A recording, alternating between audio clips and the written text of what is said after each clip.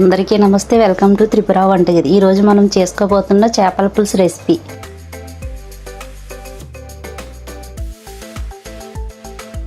చేప ముక్కలు శుభ్రంగా కడిగి తీసుకుని ఒక స్పూన్ కారం, ఒక స్పూన్ ఉప్పు, కొద్దిగా పసుపు వేసి కలిపి పక్కన పెట్టుకుందాం.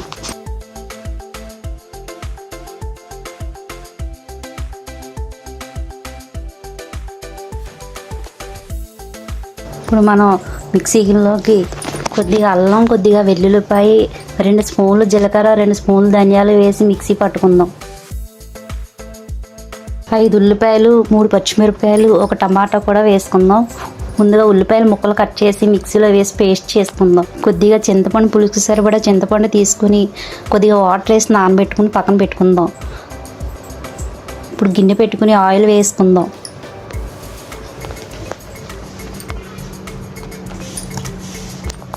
ఆయిల్ హీట్ ఎక్కింది. ఉల్లిపాయ పేస్టు, కొద్దిగా ఒక స్పూన్ మెంతులు వేసి వేయించుకుందాం.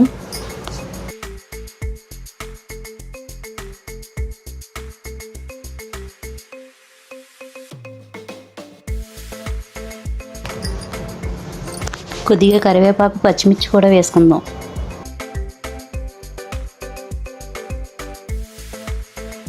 ఇందాక మనం తయారు చేసుకున్న అల్లం వెల్లుల్లి పేస్ట్, జీలకర్ర, ధనియాలు అన్నీ కలిపి పేస్ట్ చేసుకున్నాం కదండి, అది వేసుకుందాం. కాసేపు వేయించుకుందాం. కొద్దిగా పసుపు. ఆనియన్ పేస్ట్ బాగా ఫ్రై అయింది. టమాటా ముక్కలు కూడా వేసుకుని కలుపుకుందాం.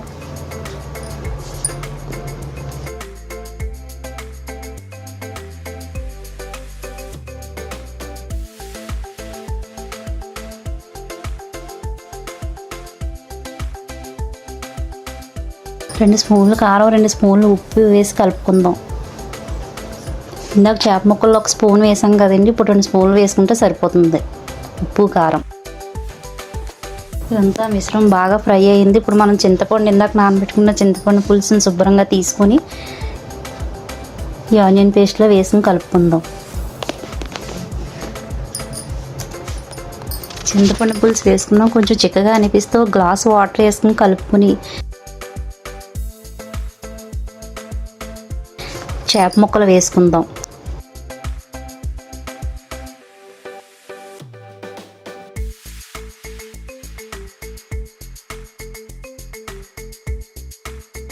చేప ముక్కలు వేసుకున్న తర్వాత మనం గరిటె పెట్టకూడదని, గరిటె పెట్టి కలిపితే ముక్కలు విడిపోతాయి. జస్ట్ ఇలా మనం ఒకసారి దాకా పట్టుకుని కదిపితే సరిపోతుంది. చేపల పులుసులో వంకాయ కానీ బెండకాయ కానీ వేసుకుంటే చేపల పులుసు టేస్ట్ బాగుంటుందండి. నేను వంకాయలు వేస్తున్నాను.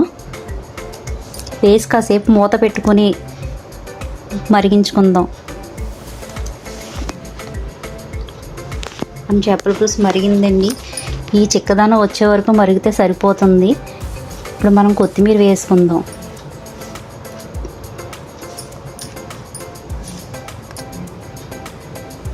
చేపల పులుసు రెడీ అయిందండి. చూసారు, ఎంతో రుచికరమైన చేపల పులుసు. ఇలాంటి మంచి మంచి రెసిపీస్ కోసం మన ఛానల్ సబ్స్క్రైబ్ చేయండి. Thank you for watching.